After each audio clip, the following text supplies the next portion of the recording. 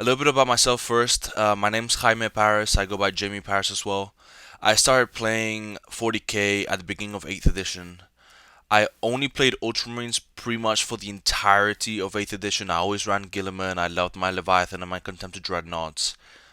That's pretty much all I ran 8th edition. Thomas Bird, he's an in-house Ultramarines player. He taught me pretty much everything about Ultramarines. Towards the end, I started mixing some wolves with my Ultramarines to have a little bit of counterpunch. And now in 9th edition, I've gone fully into wolves. I've tried all sorts of lists. I've tried pure wolves with Ragnar, Thunderwolf Cavalry, bunch of Blade Guardian Impulsors. But now I've started playing Space Wolf Successors, and in a second I'll explain why. So I play a lot on Tabletop Simulator. It's this game on Steam that it's pretty easy to download. I think it's $10, and you get to play 40k on your computer with virtual models, terrain, dice rollers, so on. I go by Spaniard52 online, so if you have any questions, you can always hit me up on Discord. There's great tournaments and ways to just get practice games in with lists without having to commit to those models before you buy them. I'm in college, so it's very handy to be able to test out lists before I go spend a bunch of money on those models. So, let's have a look at the list. First of all, I'm going to need you guys in the comments to help me out with the chapter name. I don't have a chapter name yet, and it's got to be sorted. So, going through the list, after this I'll go deep diving into each one of these units. But, in the HQ slots, we have a Chapter Master with Frostclaws and a Jump Pack. We have a Librarian with Rites of War, Armour of Russ. And we have a Master of Sanctity with Benediction of Fury. In our troop choices, we have 2 Bloodclaws and an Infiltrator Squad. In the elites, we have 2 Redemptors. They both have Plasma, Stormbolters, and the Onslaught Gatling Cannon, but one of them has a pod, because points. Then I've got 3 units of Wolfguard, all with Lightning Claw Stormshields. And then I've got a squad of Wulfen with 4 Thunderhammers, and then Frostclaws on the Sergeant. In the fast attack, I've got 2 Skyclaws. They're basically assault marines with just chainswords and bolt pistols, and 1 single Cyberwolf. And then in the dedicated transports, I've got 2 Landspeeder Storms. So let's have a look at every single unit and explain why I like them. Before I go into that, I'm going to refer to the combo in pretty much every single unit when I go through them. The combo is what this list is built upon. The list is designed to roll 6s, and the more 6s you roll, the better it gets. So the way it works is my successor traits are Born Heroes for the +1 attack, the +1 to hit on the charge, and then Whirlwind of Rage, which is exploding 6s in combat. Now this combos incredibly well with a Space Wolf Super Doctrine, Savage Fury. So when a Space Wolves unit is in the Assault Doctrine, so normally turn 3 unless you spend a Stratagem, your 6s will explode again. So on the charge in the Assault Doctrine, each of my units will have +1 to hit, so normally hitting on 2s, and double exploding 6s. The crazy thing about that is because I have a Chapter Master and a Chaplain that has a litany for reroll hits, what I can do is I roll all my attacks, and everything that is not a 6, I will reroll it. Because 1 6 grants 2 additional hits, whereas a 1 is 1 single miss. So if you're going to roll the same number of 1s and same number of 6s, you will still generate more attacks. So when you're in the Assault Doctrine and you have the full combo activated, reroll everything that is not a 6. And if you roll well, it gets crazy. So, as an example, let's go through the Chapter Master. So the Chapter Master has a Jump Pack, he has Lightning Claws. These Lightning Claws have been upgraded to be Frost Weapons. This gives him +1 strength and +1 damage. His Warlord traits are Hunter, so he gets Advance and Charge, Fall Back and Charge, and +1 to those. The cool thing about the Space Wolves Warlord traits is they're called Sagas, and if he completes a charge, the next turn his Saga is completed. He gives an aura of Advance and Charge to core units.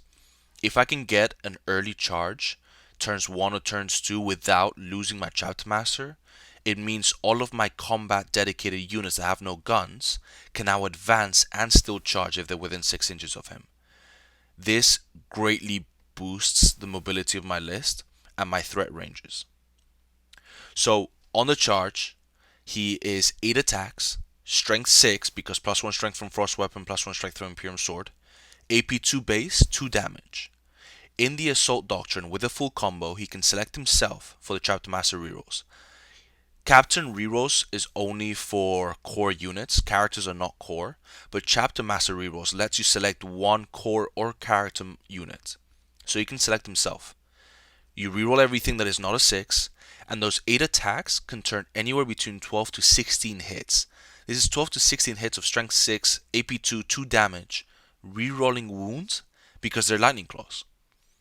So you're wounding pretty much everything on 3s that you care about, most infantry.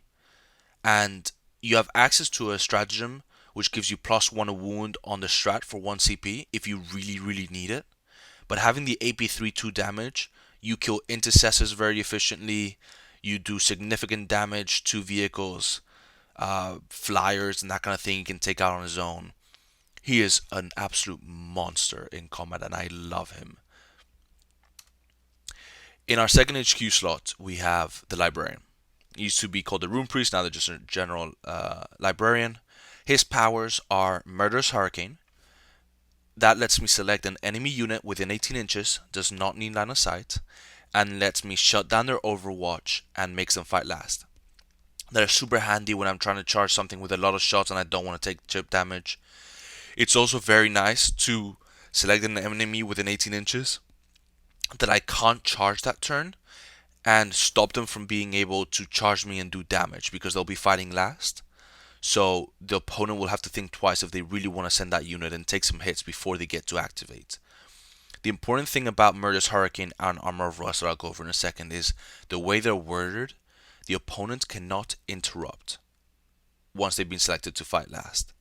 So that means that I can activate in different places and not worry about my opponent interrupting and fighting with that unit. So I've given him the Rites of War Warlord trait. This is a aura of OBSEC for core and character units. So it makes himself, all my characters, and every unit in my army except the Wulfen and the Speeders OBSEC.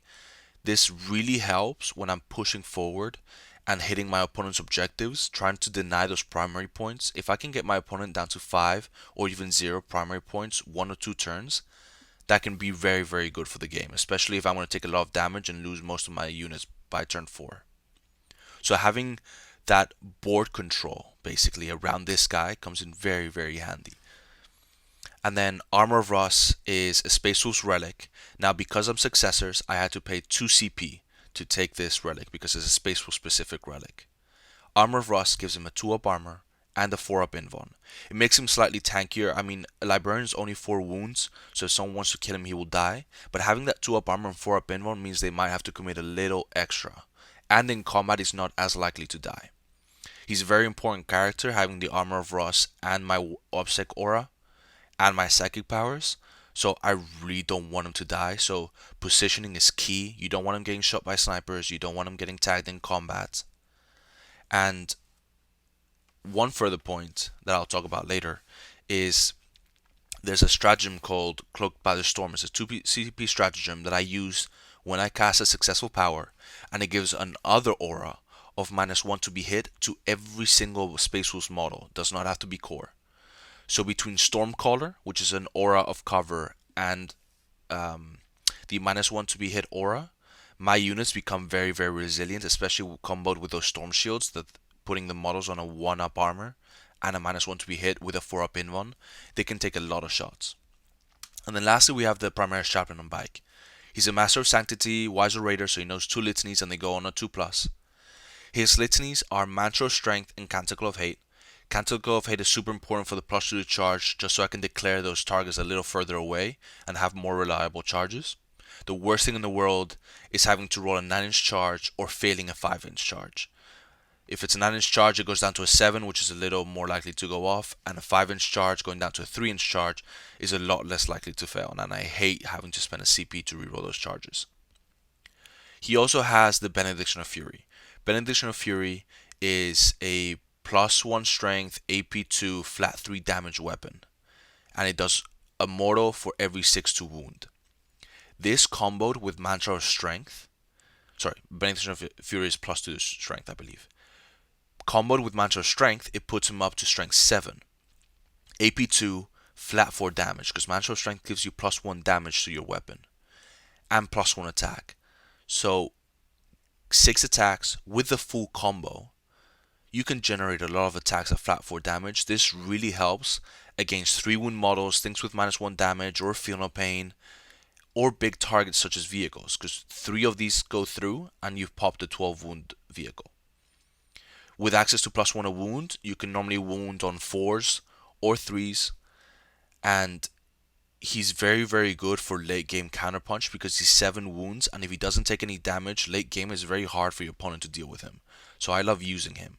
I used to have him with plus 1 to hit and the plus 2 to charge. The plus 1 to hit would go in one of the Redemptors, but as I go on to talk about the Redemptors, their shooting is not good at all. So I would much rather have another late game beat stick that can get me a lot of points late game.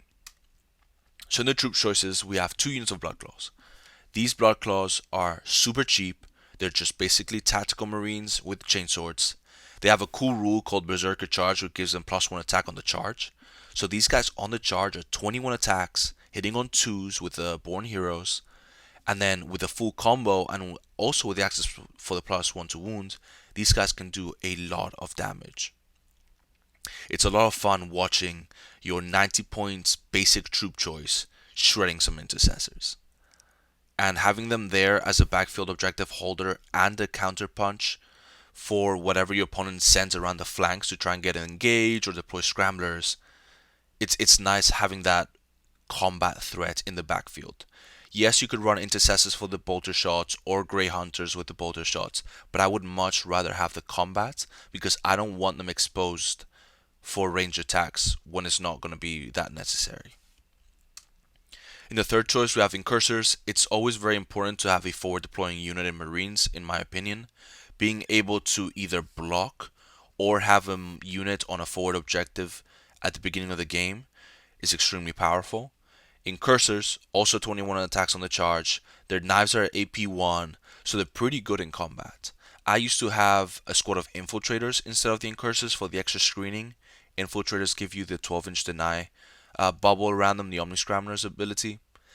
That comes in very handy against deep strikes, orcs that jumping, sisters, Repentia coming in on the outflank, that kind of thing. But between all the units that I have, I can screen pretty efficiently and trade some of my units without having to spend those extra 15 points on the Infiltrators. Those 15 points have now gone into a Cyberwolf, and I explain later on why the Cyberwolf is in the list. In the elites, we have the Redemptors. Redemptors are both equipped with the Plasma, just because it's strength 9 flat 3 if you overcharge. They both have the Gattlers and one of them has the pod. I like having the Dreadnoughts there for 3 reasons. One is your opponent cannot risk you rolling 6 shots on the Plasma and killing a unit. I never roll 6 shots, it's always 1 or 2. It's very annoying, but my opponent doesn't know that. So they will keep their Eradicators slightly safer, the Plasma Inceptors, they'll keep their vehicles slightly further back. It means that my opponent will stay honest because my shooting has the potential to do a lot of damage, but I did not invest anything into them. I don't have a Tech Marine for the plus 1 to hit or to heal them. I rarely give them the Chapter Master rerolls unless it's the only thing worth giving them to. They are there for the combat. Redemptors on the charge are 5 attacks, and with a full combo, those 5 attacks that are flat 3 damage plus D3, you can really hurt some big targets. They do a lot of damage in combat. And they're also very tanky. So I have them there for the shooting threat that I don't really care about, the combat threat, which is very significant, and their bullet magnets. More often than not, my opponent will dedicate a significant amount of firepower to kill these Redemptors, leaving most of my stuff untouched, which for me is very beneficial because those other units are the ones that are going to score me points and kill units. However, if my opponent does not deal with the Redemptors, these guys will murder in combat. Then I've got 3 units of Wolfguard, all with Lightning Claws stormshields. These guys are the work unit of my army. They move 12 inches, they move over ruins, they can jump over screens. They can target flyers that I can normally not deal with. They have 20 attacks on the charge. Again, with a full combo, there's 21 attacks. Because you're fishing for sixes, you can generate up to like 30 hits. And because they're lightning claws, they reroll wounds. So their output damage is extremely consistent. That is why I like running the lightning claws over power fist or thunderhammers. Trust me, I've tried putting like one thunderhammer on the sergeant and so on.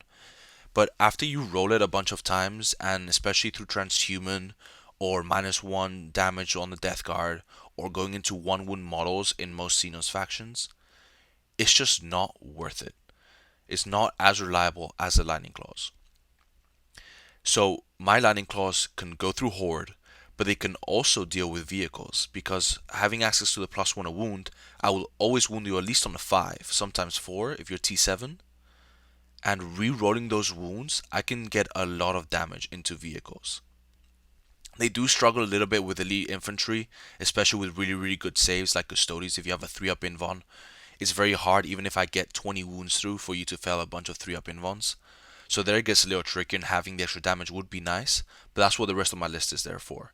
My characters are multi-damage, my Dreadnoughts are multi-damage, and my Wulfen are multi-damage. Wulfen got nerfed really hard when the new supplement came out. They lost their 3-up invuln because everyone went to 4-up invuln. They lost their Feel No Pain, which is something that kept them alive for a very long time. And they lost their Advance and Charge, which increased their threat range significantly. Now they did get a couple points of movement, which is nice, and they're T5, so small fire doesn't hurt them as much. But because they're 2 wounds, it's normally big shots coming into them.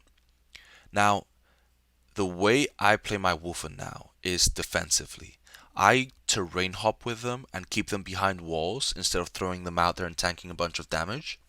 Because if I can have them alive turn 3 or 4 in the midboard, they do an insane amount of damage. So the cool thing with Wulfen is they always count as being in the Assault Doctrine. They can't do actions, but they're always in the Assault Doctrine.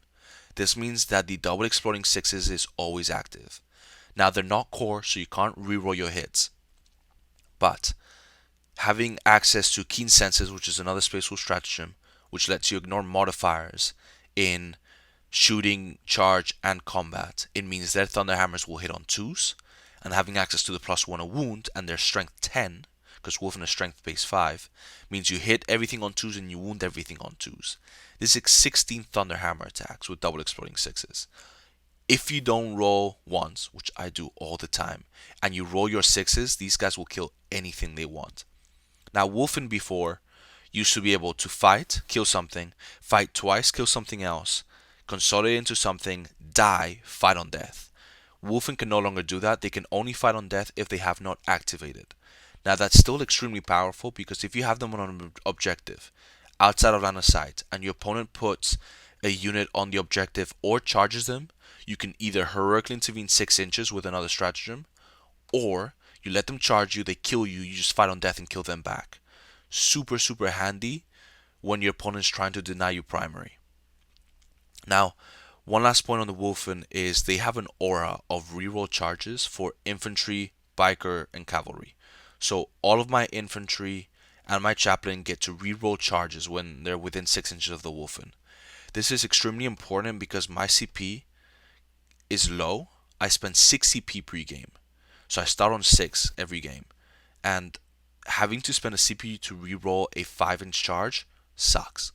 So having the Wulfen giving the 6-inch aura of reroll charges. Now they move 8 inches plus an advance plus that 6 inches. You get a pretty significant footprint of reroll charges where you need them. Or you can always just charge them in first and then give the aura to whatever unit was too far away to get it before. So there's always ways that you can position or slingshot your units to get the reroll charges. And this really helps with the CP expenditure. In the fast attacks, I've got 2 units of Skyclaws. The Skyclaws are there because they're 100 points, they're super cheap, they move 12 inches, so they're great for trading early game. I don't always want to send my Wolfguard up too early when they're not in the Assault Doctrine and I don't want to spend the 1 CP to put them in the Assault Doctrine. So being able to send one of these units that have 21 attacks on the charge, exact same as the Blood Claws, give them Chapter Master rerolls, and they're AP1 based on the chainswords. They are great for hitting targets, killing some OBSEC, and tagging things. They are there to get me engaged, Oath of Moment points if I put them in the middle of the board, and just trade and be annoying to my opponent while I buy myself that time to get into the Assault Doctrine with the entire army. I also have a single Cyberwolf that I mentioned before. It's a 15-point model, moves 10 inches, can advance and charge, but is literally just there to be in the middle of the board, turn 1 or turn 2, get me 2 points, and then it can get shot. It's also very cool to use it to move block things that have very large bases, like Keeper of Secrets, other Redemptors, large tanks, anything that can't go through walls. If I place it between the wall and the vehicle, it can't move through. So it's just very nice to move block. You can also have him holding an objective behind the wall. So there's a lot of things that you can do with this model. It's 15 points, and I don't care about losing it as long as it scored me a couple of points. So at the end of the list, we have 2 dedicated transports. It's 2 land speeder storms. These are in the list for the exact same points as the Cyberwolf. They are there to get me points for Oath of Moment, points for engage, move blocking, and tagging. They move 18 inches with the fly keyword, so you can jump over ruins and just go tag annoying things, such as Manticores, Hive Guard, all these annoying units that can really hurt my list. They are there to just buy me some time. Their shooting is very mediocre, they're not core, so they get no rerolls. Sometimes the chip damage is nice, but they're just there to score me the points while my list gets ready to jump on my opponent. So, now that we've gone through every single one of the units, let's talk about how the list plays. So the list has 2 modes of playing, and it depends on what secondaries you pick. Normally, I will always go for either engagement on fronts or domination. Domination, I'll take it if it's easy to hold 3 out of the 5 objectives. I'll never take it on a 6 objective map, because it spreads me out too thin. And I'll always take raise the banners if there's 2 objectives near my deployment edge. So if I can just place 2 to 3 banners without sacrificing any of my units, I'll take this secondary. Because if my opponent wants to deny my banners, they have to come to my objective, so they're just running towards me and I get to charge them. There's some mission specific secondaries that I sometimes consider taking. Direct Assault is a great one. It combos great with Oath of Moment and Domination, because in Direct Assault, this is the mission Sweep and Clear, I believe, where it's the table quarters. There's 5 objectives, 1 in the middle, 1 in your deployment zone, and 1 of the random quarters. So if I can hold the middle with my entire army with Oath of Moment and Domination for holding 3 of those objectives, I can normally get the 45 points on secondary if the game goes well. So that's a great one to pick. Priority Target is a very easy one. It's in that mission where you get to move the objectives, you just hold the objective in your deployment zone. That's 3 points every turn. Data Intercept gets a little tricky. I like taking it when my opponent does not have a lot of OBSEC. If I can hold 3 of those objectives and deny him a couple of those, especially because it's a hold 2, hold 3 mission, I can really start winning on primary on that mission, which can sometimes just win you the game even if you take a lot of damage throughout the game. Vital Ground is also sometimes a good one to take on battle lines. It's when you're forced to take it, when you don't want to take engage because you don't want to give your opponents a bunch of kills. It's sometimes nice to have that option. But the secondary that you pretty much always take is Oath of Moment. Oath of Moment is a Space Marines specific secondary, and there's 3 ways of scoring points. You get a point for killing a character or vehicle. You get a point for not failing leadership. Now that one is normally very easy with Space Marines, but my units, my Bloodclaws, Skyclaws, and Wulfen are leadership 7. So sometimes I can fail leadership, which kind of sucks, but it's 1 point. And then having a model in the middle of the board at the end of the battle round gets you 2 points. The way Oath of Moment works is there's a total of 20 points that you can score, 5 points per turn. It caps out at 15. It means that you can lose 5 points throughout the game and still max out the secondary. So if one turn I fail leadership, that's 1 point. If one turn I don't have a unit in the middle of the board, that's 2 points. I can do that twice before I start losing points on my secondary. So normally you're scoring 7 to 15 points on the secondary. And as I said before, it combos very well with some of the mission specific secondaries. Now, there's spatial specific secondaries that some people like. There's one where if you charge with 2 units, you get 3 points. I don't like taking that anymore because it forces me into a gameplay that I don't always want to go into.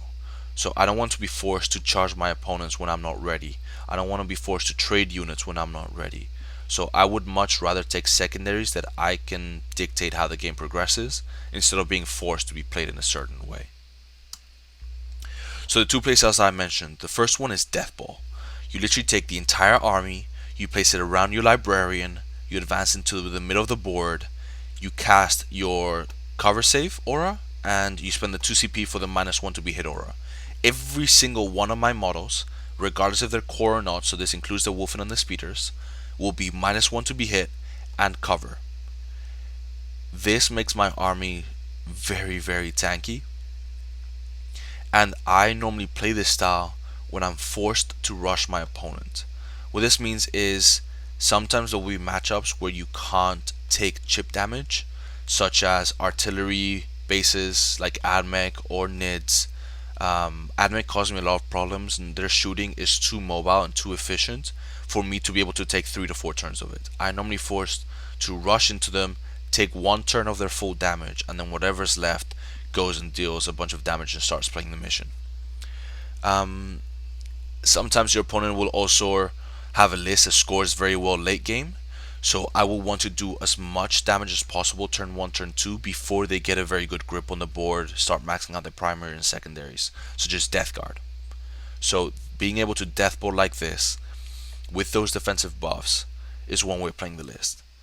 The second playstyle is called Terrain Hopping, especially when it's a player plays terrain that we love doing here at Pro Tabletop and in Atlanta. We will place terrain where you want to move your models while you're waiting for the Assault Doctrine to activate. Being able to keep your units safe without taking chip damage until the full combo is activated is very powerful. In other tournaments where the terrain is set, if I can see clear jump point between one ruin to another as I move closer to my opponent, I will play this style. I will use my Skyclaws and my Landspeeder Storms to trade for points early to get engaged, tag, maybe contest an objective if they only have one model on it, or try and deny my opponent placing a banner on it. And I'll just trade those 4 to 5 units until the rest of the army is ready to go. And with the 15 Wolf Guard, my characters and the Redemptors alive, I can do a lot of damage turn 3 onwards. So, some of the strengths of the list. The list, as I mentioned before, with the defensive powers from the Librarian, makes it very resilient. All the storm shields that I have in my army puts most of my models on a 1-up armor. My Redemptors go to a 2-up armor. Being T7 and -1 damage, they need a lot of shots to get killed, especially when you get hit by like AP2, AP3. If you're not taking 4-ups or 5-up saves instead of the 5-ups or 6-up saves, you can really mitigate some of the damage. That -1 to be hit stacks. Ultramarines have full rerolls, and I played against Thomas a lot. He is probably one of the most efficient armies at killing mine because I have access to the full rerolls, but most armies will only be able to full reroll into one target. So I know that I will lose one of my Redemptors. I know I will lose 5 of my Wolf Guard. But it normally means that most of my army will still be alive, and if I've gone into a very aggressive position, I can do a lot of damage afterwards. There's always the risk of being charged by the opponent's army, but having Armor of Russ as well as Murderous Hurricane, 2 ways of making my opponent fight last, I can either mitigate or discourage my opponent charging me, and that just gives me even more space to go in. Space Wolves have a 1 CP stratagem to do a 6-inch Hurricane intervention, so with the correct positioning, again, the Librarian positioning is super important. If I don't have the correct models within range for the -1 to be hit and the cover save, if he's not in a position where he can Hurricane intervene to protect my units by using Armor of Frost on my opponent, it gets very, very difficult. But that power is there, and through practice, you can get your positioning to mitigate your opponent's threats. So the list is incredibly powerful if I go first. If I go first, I advance my entire army, I get my defensive powers up, and I'm ready to charge it turn 2. However, with Oath of Moment, my list scores better if I go second, because I can place that model into the midboard and not lose it because you've already gone through your turn 1. I will get those 2 points. I will normally max out Oath of Moment if I go second, and I get to know where my opponent is, how many points you're scoring on primary, and start trying to deny you those points. So I can normally score better if I go second, but my list is a lot more threatening and powerful if I go first. So some of the weaknesses of the list, as I mentioned before, things that can do chip damage and I can't reach, like artillery, Scorpius Disintegrators, Hive Guard, things that can stay away from me and just do consistent damage, forces me to play that Death Bow style. If you ignore cover, that really hurts. So again, Hive Guard, they're AP2 ignoring cover, forcing me on that 4-up invuln. It just mitigates a lot of the defensive benefits that I've invested into my list that I can't afford to withstand over multiple turns. Another thing is mortal spams. If you have a lot of smites or targeted powers that can target my characters, you can ignore all those points that I invested into my 3-up invulns and into my storm shields that give me a 4-up invuln, sorry. And that really sucks. My characters are only 4 or 5 wounds except the Chaplain, so if you can target them a couple times, I lose those vital characters. The Librarian is extremely important, and so is the Chapter Master. The Chapter Master late game, if he's alive, with Hunter, he can advance and charge from one objective to another very reliably. Imperium Sword gives him reroll charges and +1 to charge. So, +1 to charges from Hunter, sorry. And he gets to just take out small units very, very efficiently on his own. But if he dies early game, I'm in trouble because he's also giving me the Chapter Master rerolls for one of my units. Another weakness is armies and units that can shut down my rerolls.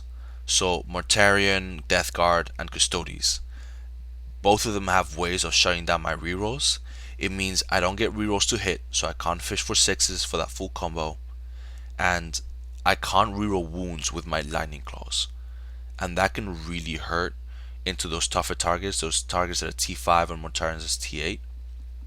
Now the way I overcome this is both my Redemptors and my Wulfen have very high damage and very high strength, so they don't rely on rerolls. The Wulfen never have rerolls, so they can do 16 damage-ish to Mortarion without rerolls through his -1 damage on the Funeral Pain. And that's why, another reason why they're there is just to deal with him specifically. Custodes is a lot trickier because they're OBSEC. They can contest those objectives with me. So the way I would play into them is I Death Ball and I just hit one unit at a time. And even though they shut down my rerolls, I can still kill them with just the damage output that my list has. But those are some of the weaknesses of the list. Now, some of the other things I struggle with are armies that can control combat. Things that can heroic intervene. Death Guard have this character that has an aura of making you count as not having charged, so I lose the +1 to hit, I lose the exploding 6s, I lose Shock Assault. Those matchups are extremely difficult. I haven't played into them yet. I think the way I would deal with that Death Guard list is I would send my Chapter Master in to that character, let him fight me first, and then see if with my 6 attacks, because I lose Shock Assault and I lose the Imperium Sword attack, I can kill him. It's 6 attacks. I hope to hit all the time, wound all of them, and then it's AP. I'll put him into Assault Doctrine, so it's AP3. 1 damage each because of the -1 damage, and hope I kill that character. That gets very iffy, and I need to look into how I would beat that list. So, speaking of Custodes, Tuesday the 16th at 6 p.m., we will be streaming the Atlanta Invitational Final. I will be playing against Colin Watts. He's playing as Custodes. He's an incredible player. He can shut down my rerolls, so I just hope I can roll those 6s without having to need the rerolls, because if not, the game's going to go very badly for me. We don't know what mission we're playing yet, but we'll let you know as soon as we do. And we will be streaming the game on Pro Tabletop, so make sure to tune in. It will be an extremely competitive game. It is the Invitational Final, so we will be playing with chess clocks. And Hopefully, it's a brutal game. A lot of things are gonna die. Hopefully, a bunch of Custodes, not just my army. But it should be a very, very good game regardless. And that's the deep dive into the list. If you have any questions or any feedback, again, this was my first video, so make sure to leave some feedback on how I can improve these videos. Hopefully, I'll be making a lot more content for Pro Tabletop now. Make sure to like and subscribe and share this video with your friends who play Space Wolves. I know some people have been a little iffy about Space Wolves, like why Scars are so much better, but I'm telling you, with this combo of the double exploding sixes, Space Wolves have a lot of damage and they're a lot of fun to use. And again, leave in the comments any ideas about the chapter name. I haven't come up with anything yet. The idea that I had was Hounds of Mordecai before that unit got released, but now there's a unit in the Space Wolves Codex with that name, so I don't know about it. Let me know what you guys think. And thanks for watching, and don't forget to roll those sixes.